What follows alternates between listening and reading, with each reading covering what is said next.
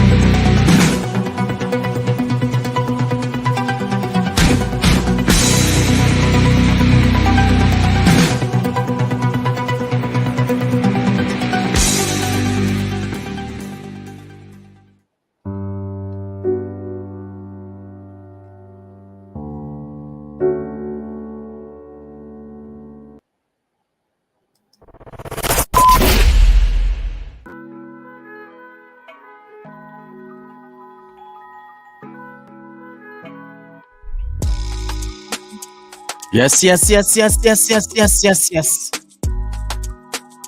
Yes, we are back again, live and direct. I tell you, people, it's all about this run-led again. Massive weekend. How you all doing? I can tell you categorically, this main man is in the building. I'm talking about the Don in the building. Right here, right now. You know what I mean? We are back again. ISTV. Continental Sport TV. Oh, yes. They thought Manchester United would lose. Go past them.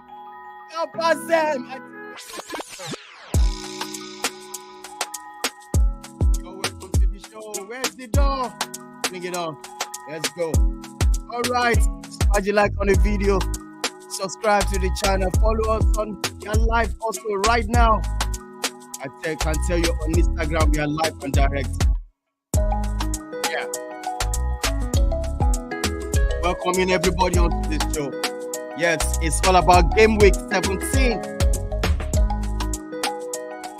Game Week 17. Arsenal won. Chelsea won. Man City refused to win. I don't care. Liverpool as well. After all the Rogbodians, they still can score. Salah in the kitty. I can tell you Bishop is ready all the way from Canada. He's telling me, they don't, let's move. Let's go. Manchester United, we are here. Bishop, how you doing, bro? Talk to me. Oh my God. Very wonderful I tell you. weekend. Nice weekend. Nice action of football like never before. Absolutely. The EPL serving us up and down. Spanish, Italian leagues, everywhere was good. So for Man U, I don't know why the Don is just happy. I don't know. It's not a performance to be happy about. Absolutely, yeah. It's not it's a result to be happy about, but it's not a performance to be happy about. But for the state that Man U is and the arrogance that Liverpool showed, I never gave them a chance. Never. And they did it. And vividly, I know we'll discuss it, came out and started saying, thank God for Roy Keane that put him in his place. So, as it is right now, I still think they're favourite to win the league. I don't know why they are panicking. I still believe Liverpool is still favourite to win the league. But for Man United results, poor performance. I'm not happy about the performance, but good results. All right, you're welcome once again, brother. From another mother, I'm talking about Bishop. You're welcome to the show. I can tell you, Robbie's ready. Also, one man, an Arsenal man, is ready. Well, let me welcome Robbie. Robbie, how you doing? You're welcome to the show. And good evening. It's good to be on the show once again, and of course, talk about some of the action we saw last week. Well, I was tracking the United and Liverpool game from church, and I was expecting to be seeing goal alerts and everything, but it seemed it was very, very quiet in that particular end. And of course, I was disappointed because I expected at least a flurry of goals in that game. But in the end, looking at the statistics, it makes for very worrying signs for the team. United did not have a single corner kick in that game, so that tells you about the attacking impetus for United going into that game. But it is what it is, and of course, I think United is the happier of both teams, and of course for Chelsea, they go back to winning ways. Arsenal, they are back to where they belong, the big elephant on top of the tree. And I tell you, it is going to be a very, very good week. So it's good to be on the show once again. Thank you so much for having me. I love you, man. You're welcome to the show, Robbie. I tell you, I welcome this man, Ayis. I want to ask a question from Ayis. Why is Arsenal on top of the tree right now? Tell me. You're welcome to the show, Ayis. What's going on? Good morning, good afternoon, good evening, wherever you are in the world. It's good to be on the show today. Yes. You know, Arsenal is on top of the league. They earned it. They worked for it. This season has been a very, very more competitive season as compared to last season. And I know a lot of people will not want to give Arsenal the props, but we don't care. We keep pushing, and definitely we will learn. I keep saying this. Yeah. We will learn from last season. I mentioned it at the beginning of the season that if Man City dares to do what happened last season, whereby they gave us that gap, it will be very, very difficult to catch us. Now we're 5 points adrift, possible 8 points over the weekend because Man City will not be playing. They will be involved in the World Club Cup. Who knows? Who knows? It might not be as it was last season. And also this season, there are other teams in the mix. There is an Aston Villa, there is a Liverpool, and possibly a Tottenham. But the thing is, people would not want to criticize Guardiola because yes, he has the credit in the bank. He's done it before. But what if this season, what people are permutating do not happen? Because a lot of teams are also strengthening. And also Man City, ever since they start churning out their stars, Zinchenko, Gabriel Jesus, letting them go.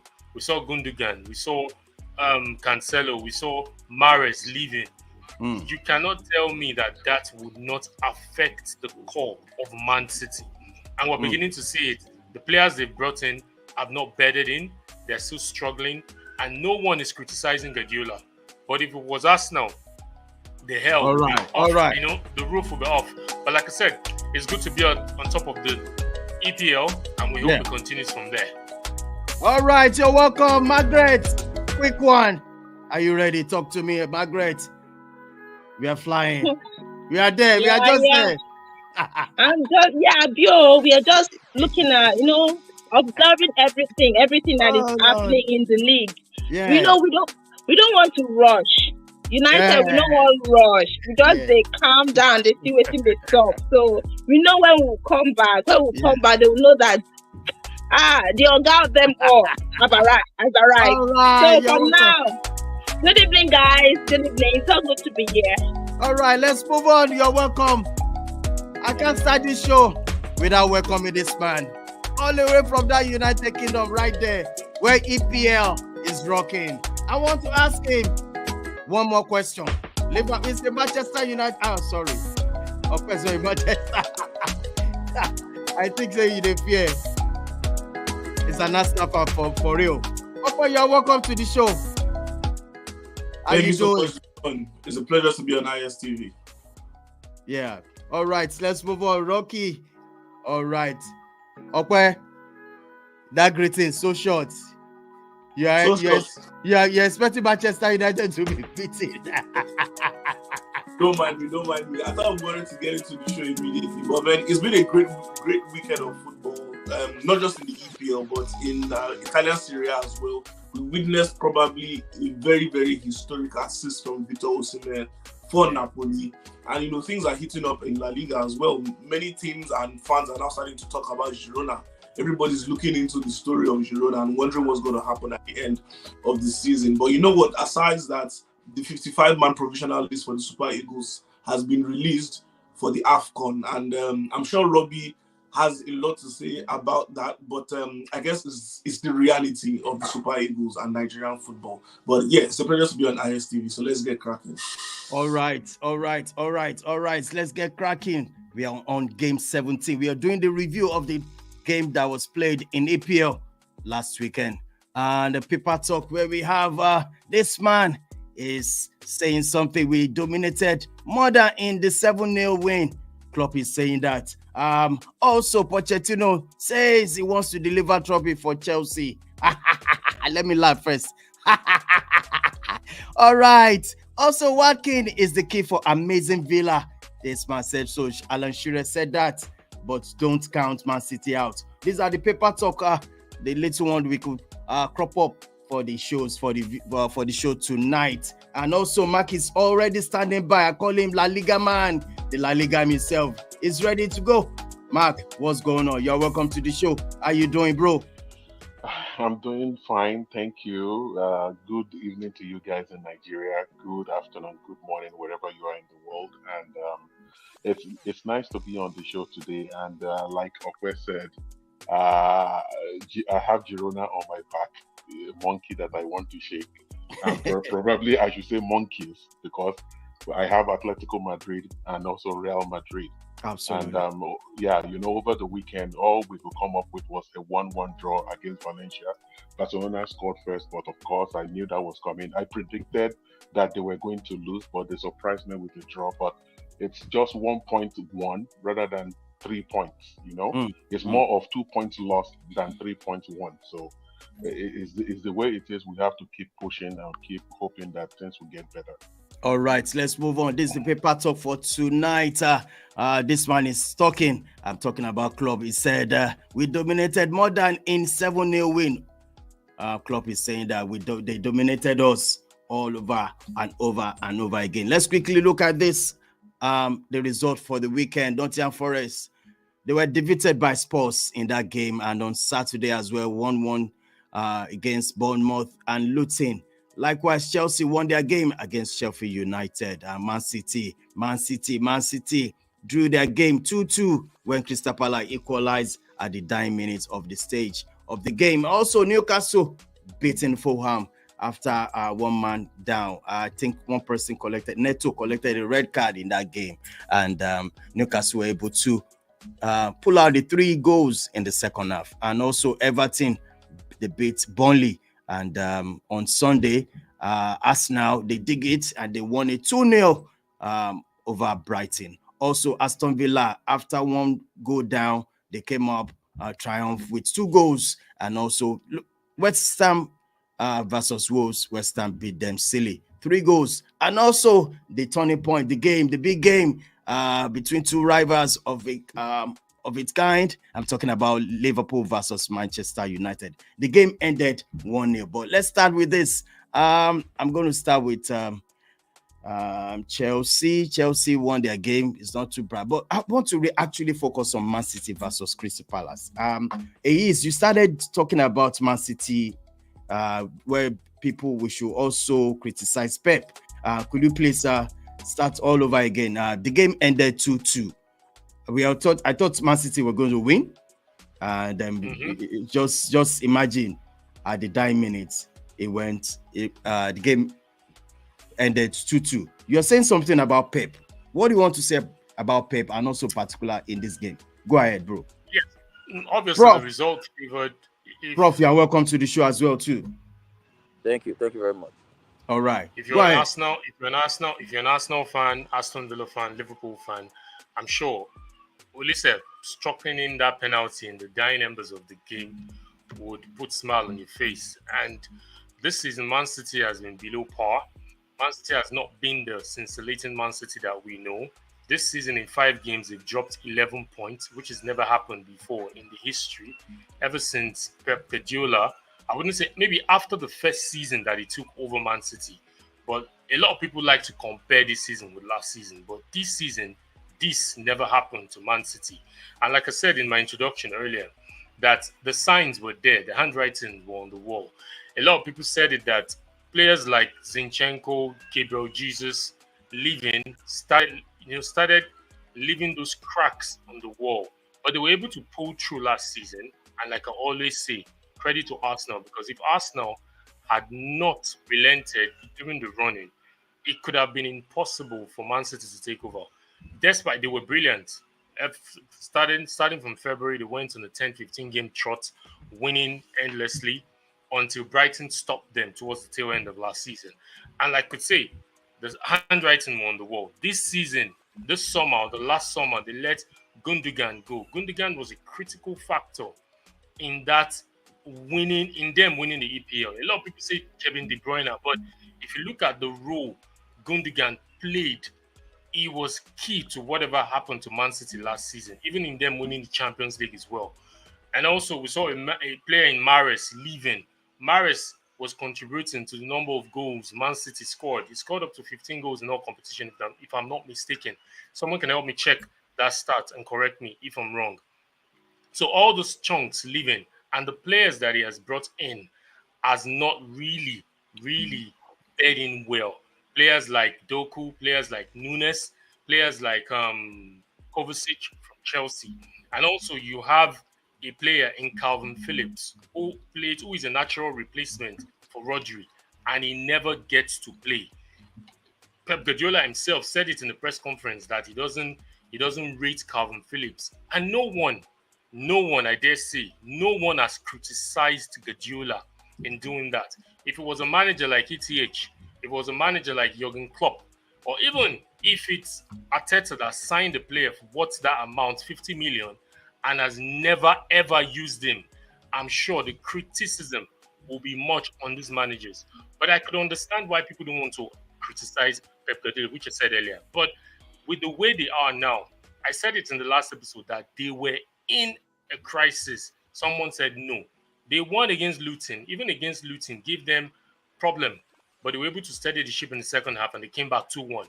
But now you could see how shambolic they were against Crystal Palace, a game they should have seen out. Imagine Crystal Palace ending a draw at the Etihad Stadium. Though this is not the first time, it has happened before. But that game over the weekend, they dominated. But lapses towards the end of the game gave Crystal Palace an edge into that game to end 1 point. But a lot of people would not want to admit the fact that Man City are in crisis. I hear a lot of people say when February comes, they will kick in. But the question I ask is, what if that February comes, even when they kick in, and the other teams that are there, the teams like Arsenal, Liverpool, Aston Villa, don't relent? Now, Man City would have to chase 3 teams as compared to last season that it was only Arsenal that they had their focus on. Now, they would want Liverpool, Aston Villa, and Arsenal to all fail. And we all know the law of average doesn't work that way. And like I say, and I dare to say, if Man City dares to gazump or topple these 3 teams, and I'm saying it, don't please clip this video. All right. If Man City by May topples these 3 teams, I think Klopp, Unai Emery, and Arteta should be sacked. They don't deserve their job. If Man City wins the league by May, because really, at this, it is 3 teams, and Man City toppling them, it's going to be a shame. But like I said, Man City right now, they're in a lot of issues. They say Kevin De Bruyne is back. But what if Kevin De Bruyne doesn't hit that height? What if, a typical example I will give, and I know there are some boxing aficionados among us here, Deontay Wilder was a boxer, or is a boxer, he boxes, he still boxes, heavyweight division. The way he knocks people out, despite you dominating him, and he has that equalizer. Once he knocks you, you're gone. in the fight with Fury, a lot of people said he was going to defeat Fury. The same thing people kept saying. Fury is not going to defeat him. He's going to defeat Fury. And the rest is history. We saw what Fury did to Deontay Wilder in the trilogy. This may be the fate of Man City, because Man City might not have what it takes to chase the 3 teams down. That is my say on Man City. All right. Thank you so much on that. Yeah, can I quickly... No, hold on. Robbie, you saw my message this game about Newcastle versus Fulham. Could you please give me the breakdown, the review of that match, Robbie? Talk to me. Can you hear me, Robbie? All right. Yes. I can hear you loud and clear.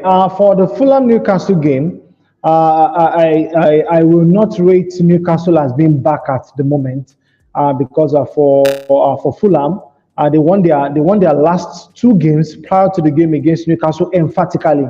The first game they won 3-0. The last game before then they won by 5-0. So it tells you, and of course, Alex Iwobi was unsung in both games.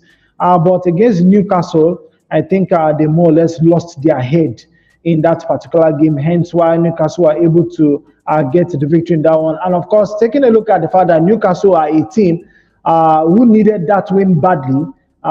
On the back of their abysmal run in the UEFA Champions League, that saw them more or less drop from the top of the table, and of course they went on to more or less miss out of Europe completely.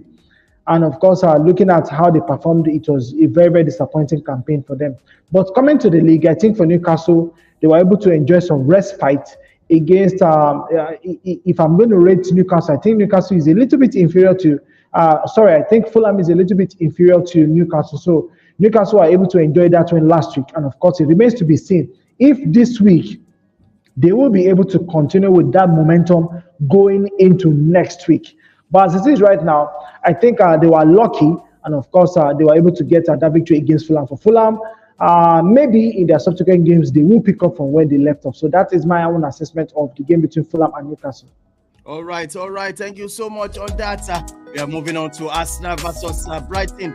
The game was played yesterday on Sunday. I just want to ask okay, the game ended 2-0. Could you please give us the review? And were you surprised or your confidence that definitely Arsenal is going to win the game?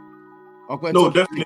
On Friday, I shared my should I say worries about the game, because the 3 last previous games at the Emirates Stadium did not end well for Arsenal, and Brighton always got the win. So for me, it was a bit of a worry, and I was thinking, is there going to be a psychological factor going into the game? Because Brighton's men were on a high from making the round of 16 qualification in the Europa League. But clearly, Arsenal versus Brighton this past weekend, there was a clearly better team, and there was another team on the field that was good enough to give them a run for their money and make them earn the win. And I think Arsenal did very well, if you ask me. I think every player stepped up, probably except someone like Ben White, who I suspect is still playing with an injury and he's not moving the way he would initially want to, or he's not moving as freely as he would normally do. So Arsenal currently, I think, in transition of attacks, will be missing the likes of Jurgen Timber and Tomiyasu. Tomiyasu currently does not have a timeline for his return, but thankfully some good news, not official anyway, but coming from sources very close to the club, is that Jurgen Timber might be back in action by February. So hopefully we have him just in time for the round of 16 quarterfinal fixture against FC Porto. He should be registered for that game, but nevertheless, I think some outstanding players that Arsenal have had throughout this season that has kept them going. Martin Odegaard, despite his deep in form, he has come back and he looks hungrier than ever. The way he's charging his players, the way he's, driving the team forward, and the way he's executing his new role this season. He has a very dynamic role right now because of the difference in personnel on the left-hand side. Granit Xhaka leaving, Kai Havertz coming in. And in this game, you could see the way Kai Havertz and Gabriel Jesus complement each other, and the role that Havertz has tactically in this type of football that Arsenal have been playing so far this season. And he played out brilliantly. But I think one man who is suspect to criticism from this weekend has to be Gabriel Martinelli. You know, he's someone with so much potential, and honestly, he has improved since he joined Arsenal in 2019. However, I think it's time for him to take it up a notch. If he wants to be in that conversation of left wingers, I'm talking about Vinicius, talking about Rodrigo, you know, especially talking about the Brazilian national team in particular, he needs to do better in terms of decision making, knowing when to release the right pass at the right time, knowing when not to take too many touches on the ball, and knowing when to go for goal. You know, but I think if he continues to play consistently with this forward line, things will get better, because for the first time this season, Arsenal named 2 consecutive starting 11s in the Premier League. That just goes to show you how much tinkering has been done in the team and how injuries and suspensions have affected Arsenal. But nevertheless, it was a great win against Brighton, great show of quality, and hopefully Arsenal can keep this going till the end of the season. All right, do you still believe Arsenal? I'm going to ask you something, Okwe. With the way things are going right now, in fact, in our chat, I said I think Arsenal should win this game. I mean, this league, this season. Do you believe that? Can Arsenal actually? If I'm looking at the team right now, it's very easy to say yes, right? But then again, this is the English Premier League. It's the reason why it is the most competitive league in the world. So I think if you're doing yourself a bit of a disadvantage if you would right now just say Manchester City is going to win the league. I mean, last season it was so easy to say that, but this season is a totally different ball game, and you're starting to see lapses in their performances, even when Rodri is fit and playing. So maybe when KDB returns, maybe things get back to normal. Time will tell. But definitely Arsenal and contention for the title. All right, Margaret, are you ready? Let's talk about Manchester United. Bishop will also talk about Manchester United. Are you happy, Margaret, with the scoreline 0-0? Let's start like that. Well, talk to me. I will talk about United quickly, but my mouth is actually itching to ask something. Please, just give me a few minutes.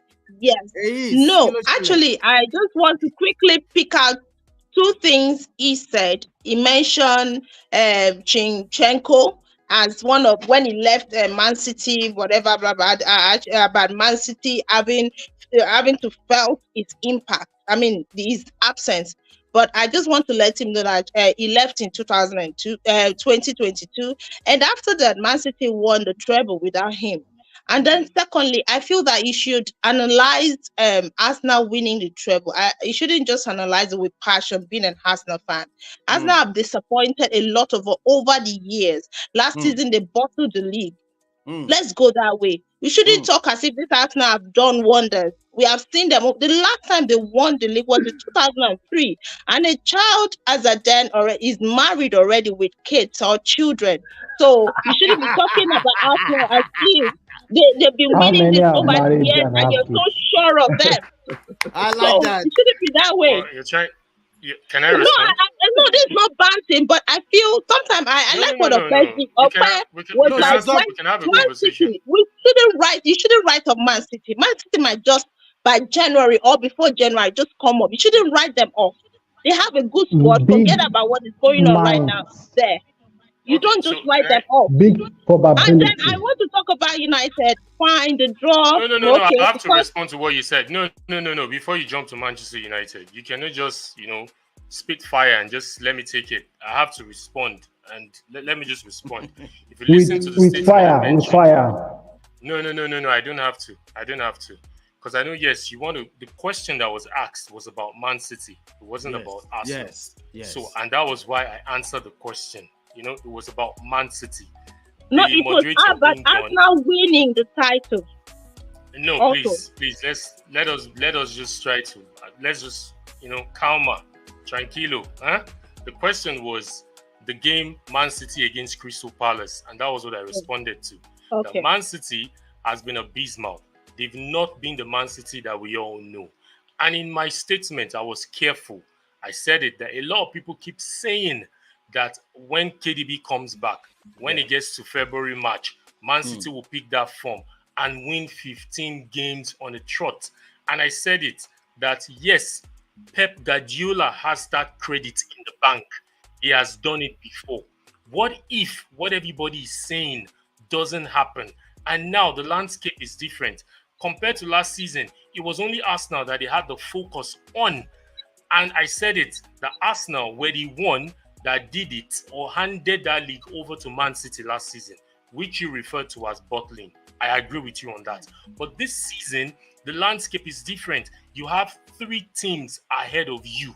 You cannot possibly pray that the 3 teams, go and read about law of average.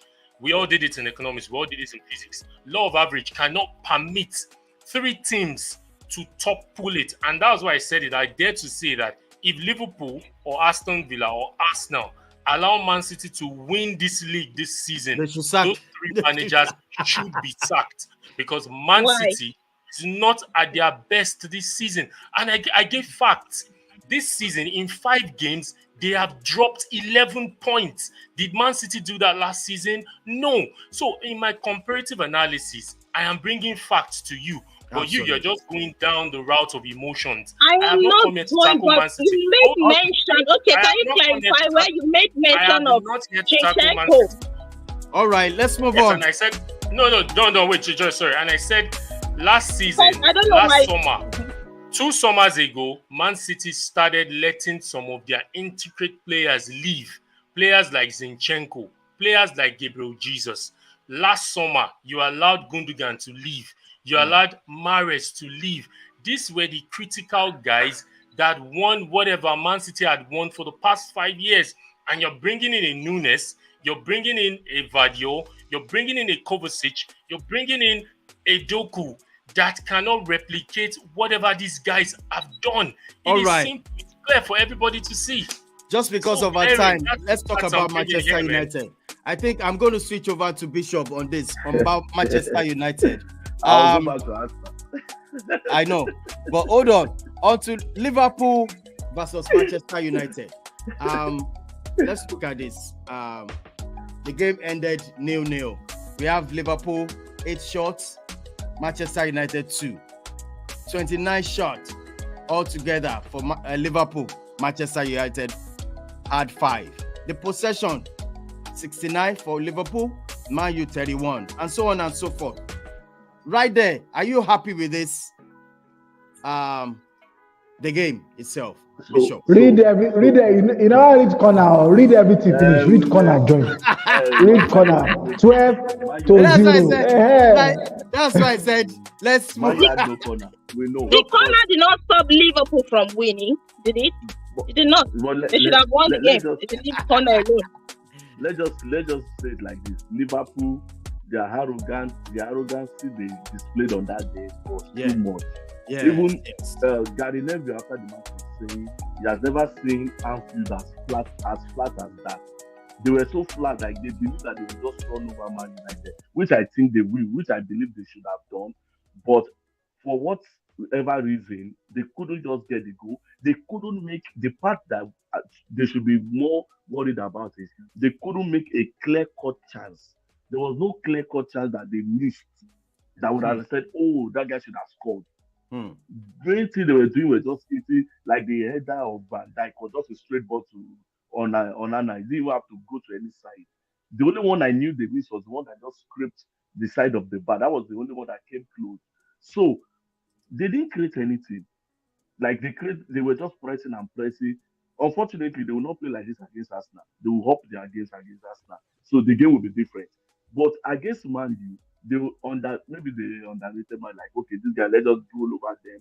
But they met a very stubborn second winning ball or defender, second winning ball player. All the players were pumped up. Man U were winning all the second balls. Endo tried to bully some of the players, but Arabat on the night was like a monster. When he got the first look at, I was very scared for him. I was very, very scared for him. But he maintained his composure, maintained his head level, and he was able to play on without getting a red card. And the red card we got, I know we will not talk about it because Man U did not lose. That's the second time he's doing that. And he should be called to order. You don't give 2 great yellow cards consecutively for that kind of punishment. The first madness. That was the second time he's doing that. They should call him to order. He will never do that in the Champions League. He will never do that in the Champions League. So for Man U, just like I said, I'm not, I'm not impressed with the performance, but with the result, top notch, good result for Man U, bad result for Liverpool. All right. Chased by Arsenal. So, all right, Margaret, on this one, still on Manchester United. At the point, who's your man of the match? Who really played so well? And that's one. And also, there's also this argument about, we didn't make them to play well. They didn't score, and so on and so forth. What's your review of the match entirely, Margaret? Talk to me. Okay, I actually do not buy the idea that Man U did not allow Liverpool to play well, or Man U didn't come to play.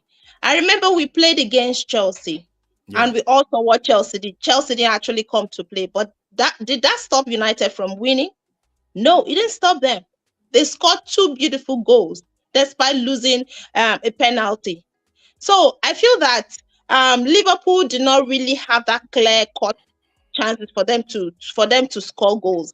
They came into the game too overconfident. They came in like United are in crisis. They can't do. They lost against Bournemouth. So we are Liverpool. We are title contenders. So and then with the squad, with what they have in squad, with the in-depth in squad and everything.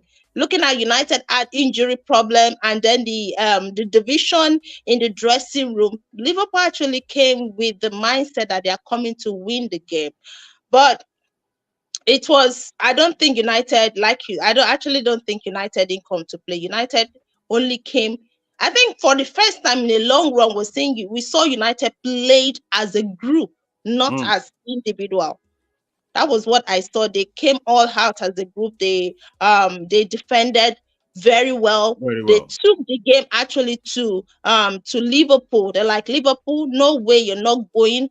And then Onana actually stood out for me for man of the match. Though I would have loved to mention the little boy that paired McTominay Maino, but I would say Onana because he stopped so many goals from going in. If those goals had gone in, probably United would maybe today, and I wouldn't be saying all of this. All right. A quick one on this one. Just to touch on Liverpool. I just want to touch on Liverpool. I just feel a lot of people. We've been watching EPL for the past three games or 4 games. Liverpool has been poor, and though they've been grinding out the results, and definitely it was going to catch up with them. I kept saying on the group that Liverpool has not been scintillating. Even their past game against Crystal Palace, Crystal Palace had to go a man down before they could rally up to even win that game, and they scored the late winner, giving credits to Liverpool. And also, we've seen lately, like I kept saying when I started the introduction, when it comes to Arsenal, like Margaret was spitting fire. When it comes to Arsenal, a lot of people, they are ready to attack. They are ready to throw that. A player in Gakpo, the last time he scored was when Liverpool defeated Manchester United 7-0 at Anfield. Wow. He hasn't scored a goal. Nobody is saying anything about that. Szoboszlai that was bought for 70 million. Look at Szoboszlai from game week 10. I do my own analysis separately. Maybe I'll start this tactical thing on Twitter. Look at Szoboszlai from game week 10 or 11 thereabout. Szoboszlai has dropped drastically. The way he functions in that Liverpool team is when Trent Alexander-Arnold inverts into the middle, he covers up that space. And you could see him yesterday. If not that Manchester United didn't have a good winger to capitalize on that error that I saw yesterday. That was why I was so confident that if Liverpool play against Arsenal that way, Arsenal is going to eat Liverpool raw. And I'm sure Klopp would have seen all that. Szoboszlai, number 1, has really dropped in form. Nunes yesterday was up on about. He couldn't even, because yesterday Liverpool didn't have a plan B. Manchester United set up in such a way to frustrate the plan A, and you could see plan B was nothing. On another platform where I made a prediction that by 65 minutes, if plan A doesn't work, this is what Klopp was going to do. And exactly, he did the same, which at the end of the day, you saw them, no clear, despite the stats you showed us, the chances they created wasn't that clear. Even Manchester United had more clearing chances in the box to have scored as compared to Liverpool. But I know the emotion yesterday will not allow Liverpool fans to agree because they thought they dominated. Yes, he dominated, but the domination wasn't key. And if Klopp, and I'm making my statement carefully so nobody will not come and attack me. If Klopp doesn't take care of business, if Klopp doesn't do what is needful, I see Liverpool going on a trot of not winning because I see them dropping points drastically. Against Fulham, they had to rally back. Against Crystal Palace, the red card. Look at it against Manchester United. The Manchester United that, with all due respect, they've not been no good. problem. No, I'm just saying, they've not been good. Yeah, with due respect, yes. And they are facing an Arsenal team on Saturday. Fingers crossed, I'm not going to talk anything about that match until we meet on Friday. Liverpool is winning that. Liverpool. That's all I can say. What do you say, yeah, Bishop? You could say that. You could say that because you've never rated Arsenal. You don't like Arsenal for whatever. So I don't understand. Winning, go. Winning. And there's something I also want to touch. Sorry, I know you asked Okwe something about is Arsenal winning the league. Yeah. If I were a big mistake that happened last season, when they kept asking Arsenal, are you in the title run? You kept hearing deflecting answers. Arteta deflected, Edu deflected, even the core guys in the Arsenal hierarchy were deflecting. Even Kroenke, at a point when he was asked, are you in the running? They kept deflecting. And when push came to shove, this thing is called psychology. When you keep saying something, it sticks. And when it got to that crunch time, when reality sets in to say, oh, we are in this title race, automatically they went down. And what I would indulge Arsenal right now to be doing is, yes, we are in the title race. We are going for the EPL title.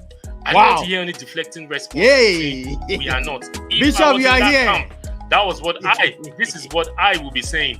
Because we need to learn from last season. Last season is still fresh in my memory. How would you lead the league for close to 92% of the entire time and don't win it? It shouldn't happen this season. It should not. Massive one. I love that. I love that. They are in the title race. Absolutely.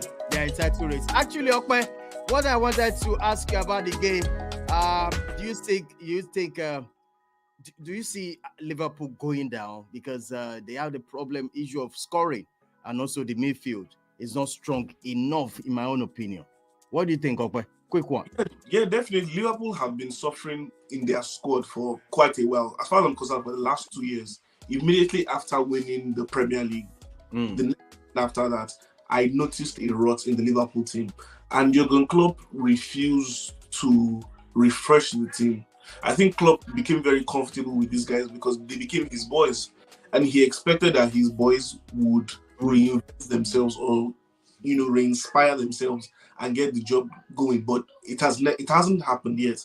But I think after the performance of last season, I think there was a bit of threat to his job. And he heard a bit from, the Liverpool fans. Because after tasting the Champions League and then the Premier League title in back-to-back seasons, they wanted to get back to that successful era. So they don't want to settle for less. Not in a league where Manchester City and Pep Guardiola exists. So, they tried to make some, should I say, reasonable signings. However, their policy of not deciding to spend above this particular cap based on their own valuation of a player is going to be a problem for them. Arsenal usually doesn't like to overspend on certain players, but when they feel that this player is going to be valuable to the team, they will bend the rules for such players because it's just a personal policy thing. But I think Liverpool are taking it too far because Liverpool had the opportunity to sign a lot of good players over the last 2 transfer windows, but because they were not willing to bulge and go the extra mile, especially in this summer transfer window, they have had to settle for their second and third best options. So it's affecting the team. There's no proper balance in dynamic in the Liverpool team right now in terms of a good blend of experience and youth, but not just experience and youth, but quality in that aspect. So especially in the midfield is very, very light. So I think Klopp needs to come to the realization. Number one, he needs to sign a proper world-class right back Trent Alexander-Arnold is not a right back. Give him your midfield and watch him flourish. I hope you are watching. Find another world centre back and start to drop Virgil van Dijk more often. Right? And then get 2 solid defensive midfielders. Why they let Fabinho go, I do not understand. Stevan Bajcetic is good, but he needs to develop physically and he needs more game experience to give them that that they're expecting from him. And then it's either they sink or swim with Darwin Núñez. It's either it's a hit. So they probably and then they will know what they need to do in terms of goal scoring. All right, thank you so much on that one. Although Manchester United is no more in Europe, we are happy, we are calm. But there's still there's some team that are still in Europe. I know Arsenal is still in Europe. Man City is still in Europe. But Manchester United, we are no more in Europe. There's a draw today, and we are going to look at it quickly. There's going to be reaction for the round of 16, and it's all about Champions League. Right now, Manchester United, shut up! You are no more in Europe. So Arsenal, they are in Europe. Bishop, you are not in Europe. So let them play. All right, smash the like on the video anywhere you're watching from. Subscribe to our channel. This is how we do it. Let's go on to the Champions League at this moment. Let's look at the draw that happened today. Copenhagen will be facing Manchester City. Are you telling me, are they being Manchester United qualify will face Man City? I don't think no so. Chance. Right. No chance. No, they've not. I don't think they've done the draw for quarterfinal. I think when the second round is done, that's when the round. Yeah, United wouldn't have faced City because they're from the same country. They wouldn't have faced themselves. All right, FC Porto will be facing Arsenal the first match, and also Inter Milan, Atletico Madrid, Lazio versus Bayern Munich. Napoli will be facing Barcelona, and PSG will be facing Real Sociedad, PSV, Borussia Dortmund, Leipzig versus Real Madrid. Whoa. Arsenal going all the way to Porto. That's the first leg. How you feeling? You happy with the draw for Arsenal? My fingers crossed. We all knew the likable teams that Arsenal could meet, and Porto was the one drawn against Arsenal. With all due respect for Porto, they're a very good side. They've been in the competition, like Edu said in his presser today after the draw. Porto is a team that needs to be respected because they've been in the competition. They've won it before, and they've always been represented in the competition every year. Despite them finishing second in their group, if you look at it, I think they finished a point off Arsenal. They finished 12 points. Arsenal finished with 13 points. So their group 2 was a bit dodgy. Shakhtar could have, but they did everything well. But I know Arsenal wouldn't want to rest on their oasis thinking this is done. They will definitely have to prepare for it. Porto is playing Sporting CP tonight, and I'm sure the investigative journalists they've started looking at Porto. They've started to analyze Porto. So Porto is a very, very tricky side, very, very tricky team. And I know Arsenal, they need to go into this game being wary of who Porto is. If the first leg will determine, because if you go to Porto and get beaten in a scandalous way, maybe losing 3-0 or 4-0, it could mean the tie is over. But the good thing is they have the second tie at home. So it's a good draw for Arsenal. I know Porto too will see Arsenal as a good opponent. And for me, let the game begin. The better team in 2 legs would win. I'm not going to say Arsenal would win. But if you're good in the 2 legs, definitely you should win it. All right, Robbie, which game do you think is going to be a cracking game, as in tough game? Tough game. Do you see any? Let me say, I think this draw has been touted as one of the most boring draw in UEFA Champions League history in recent times. Because looking at some of the games, you cannot say for sure. This is one game in particular that more or less will make fans trooping to the stadium or more or less to viewing centers to watch them, and of course try to see what is going on, because right now people are more or less attracted to just an individual club other than the opponent that they will be facing on that day.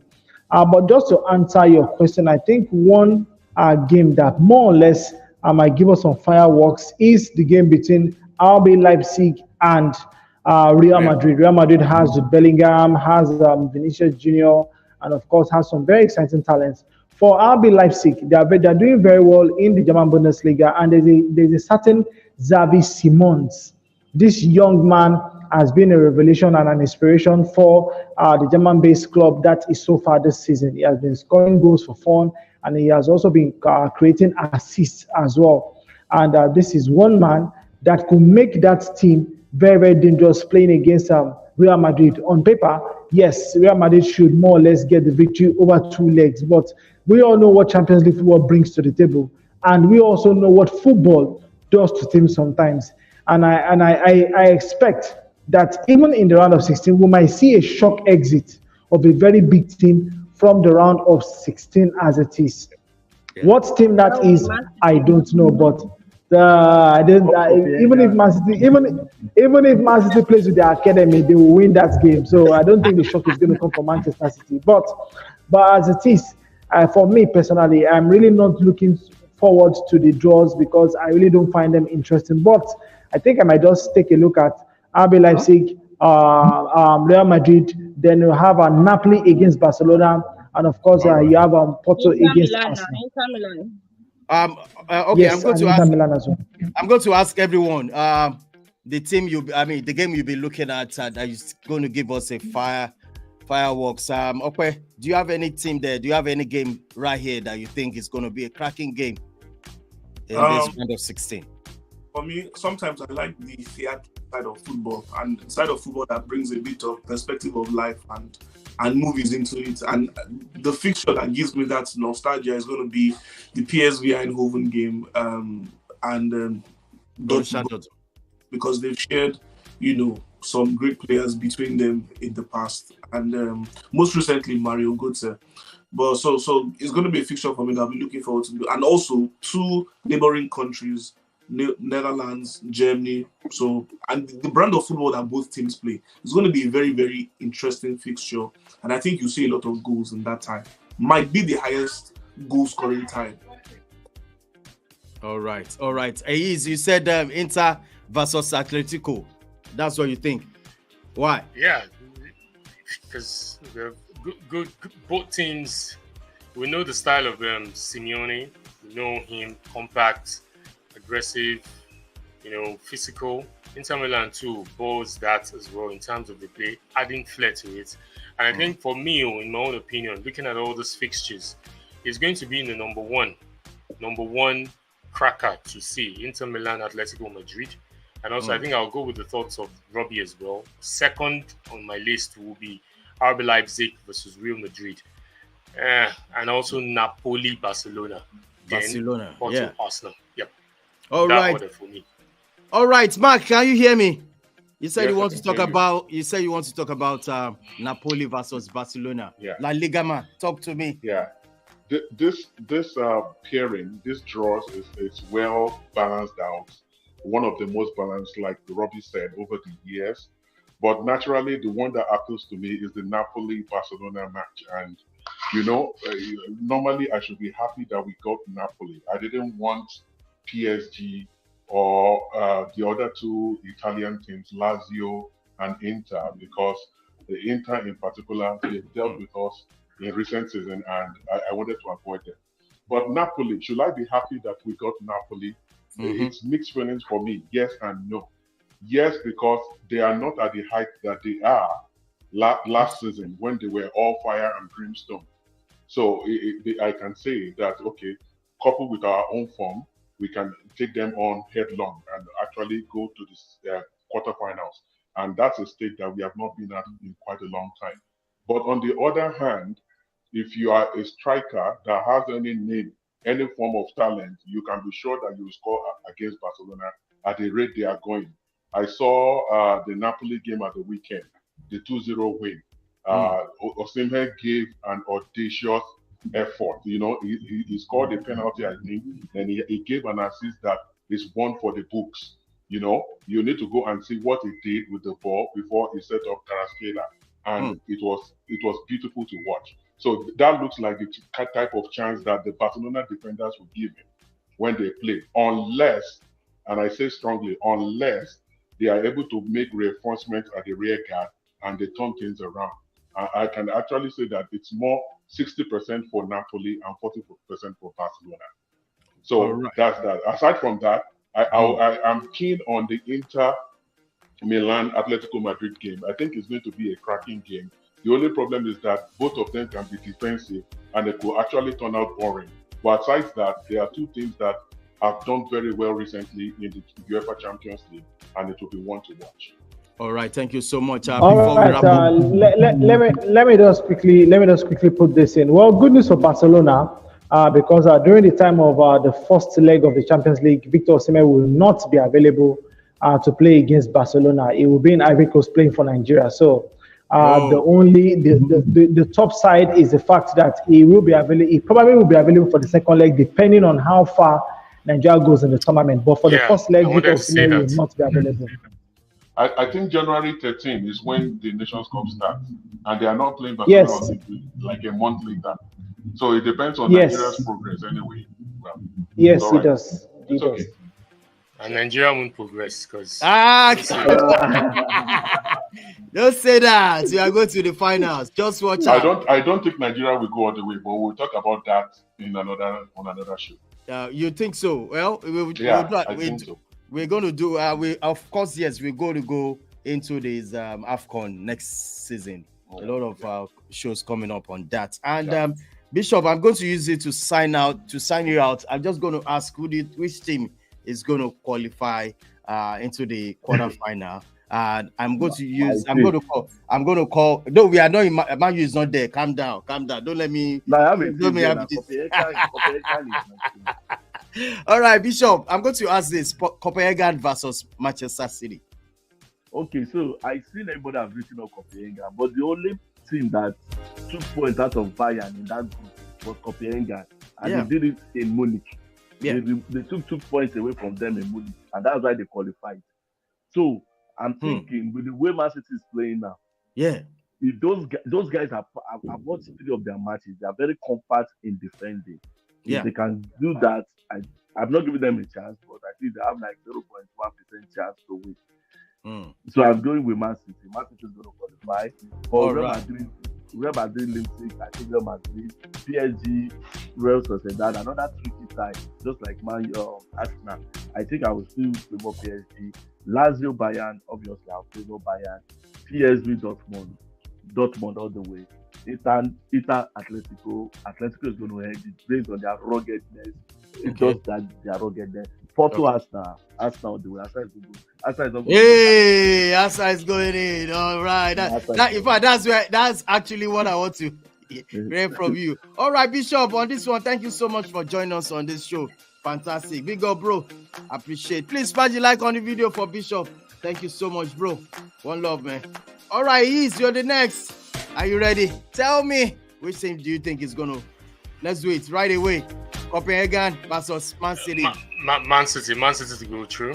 All right, Arsenal, Porto, Arsenal. I know. Arsenal fan. Yeah. Inter Milan, Atletico. Inter Milan will go through. Inter Milan, I think they have enough firepower for Atletico Madrid. All right, Lazio, Bayern. Lazio could go through. Lazio, wow. For me. Wow. What about Napoli, Barcelona? Barcelona will go through. Napoli is not that strong. Napoli of this season is not the Napoli of last season. So all right, let's do this again. What about PSG, Real Sociedad? Real Sociedad. I'm tipping Real Sociedad.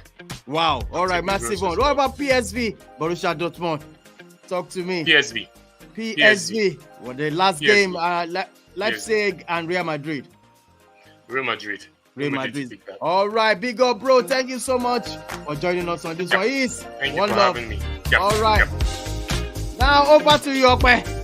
The London man. Talk to me. Copenhagen versus Man City. Which do you think?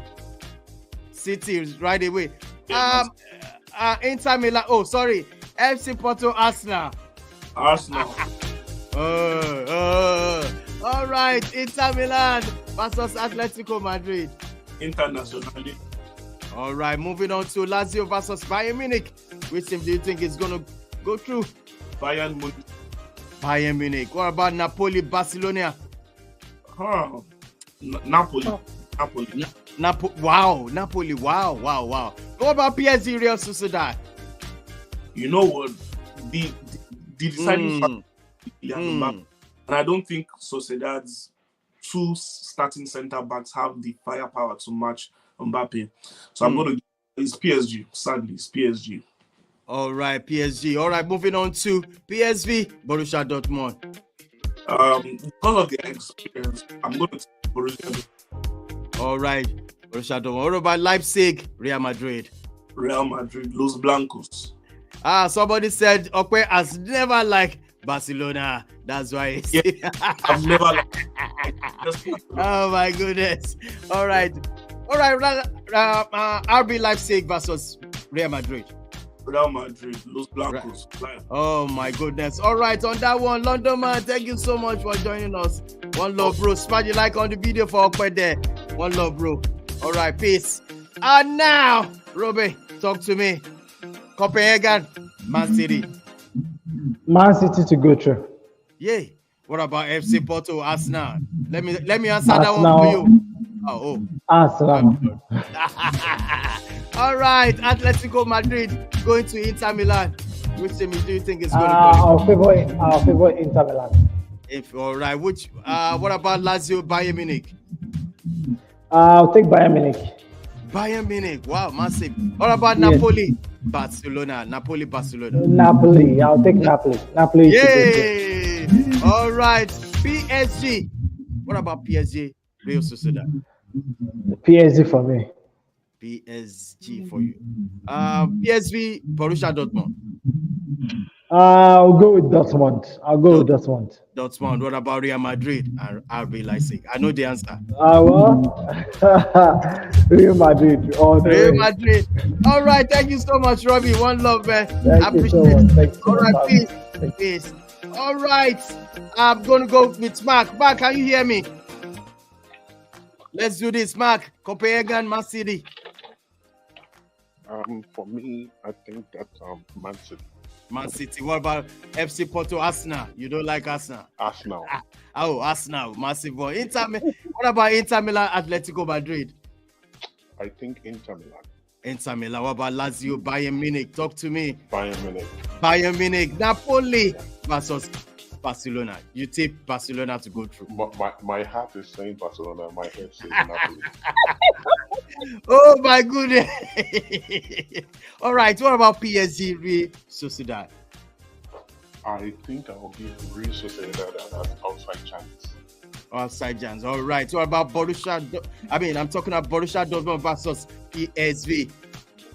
Borussia Dortmund is my team in Germany, so Borussia. I know this last one. RB Leipzig and Real Madrid. I know we are going to choose. Real Madrid has always gotten easy draws in the second round. And of course, they go through. Yes, they get easy draws every time. All right, Mark. Thank you so much, man. I appreciate it. You're welcome. All love, bro. All right, me and you, Margaret. Talk to me. We are not in Europe, but United is in Europe. Now it's our time to do up there. It's time to do our own. All the London boys have left. I can now talk. All right. What about Copenhagen versus Man City? I know the answer. Let's do it. Yes, I know it's Man City, but something is telling me be careful of Copenhagen. Yes. All right. What about FC Porto and Arsenal? Talk to me on this one. Porto. All the way. Yeah. Honestly, I don't know why. All right. What about Inter Milan, Atletico Madrid. Atletico Madrid. What about Lazio, Bayern Munich? Very tough. But maybe Bayern. Let me go for Bayern. Bayern all the way. All right. What about Napoli, Barcelona? Wow. That's massive. Napoli there. What about PSG versus Real Sociedad? Real Sociedad. I have also PSV and Borussia Dortmund. What do you think is going to go through? Which team? I think I lost right there. The network is failing. Can you hear me? Yes, I can hear you. All right, what about PSV Borussia Dortmund? PSV all the way. What about the last game there? RB Leipzig and Real Madrid. Talk to me. Man, you can't take it away from King of Champions League. Real Madrid. Real Madrid. All right. Thank you so much, Margaret. Thank you so much. You're welcome, Don. All right, bye for now. All right, people. Smash the like on the video as we wrap up this show right now. Thanks for joining us. Thank you, everybody. We're always also online. I just want to tell you, we're also online on Instagram right now. So as you're watching us from the YouTube, the Instagram is also live. So this is my own prediction for this round of 16. Big up to everybody I've said their own. Now is the dawn time. Now I'm going to go with this Copenhagen. It's going to beat Man City. Silly. You won't believe it. So I'm going to go for Copenhagen. FC Porto versus Arsenal. I'm going to tip FC Porto any day, anytime. So I'm also Inter Milan, Atletico Madrid. I think Inter will go through. On this next one, Lazio versus Bayern Munich. I'm going to go for Lazio. I am telling you, I am beating Bayern Munich. Also, I'm going to go for Lazio. And Napoli, I tell you, is going to beat Barcelona. Silly. Watch this space. Napoli is going to go through. Moving on to PSG and Real Sociedad. I'm tipping Real Sociedad to go through in this one. Also PSV versus Borussia Dortmund. I'm going to go for Borussia Dortmund. And also the last one, RB Leipzig versus Real Madrid. I love Real Madrid. The whites, I love them. So Real Madrid is going to go through. On this one, I want to say big up to everybody. Please don't forget, share this video, subscribe to the channel, and also big up to everybody. Smash the like on the video. On this one, on the same time this Friday, we're going to come back right here, right now, on the same time. Bye for now.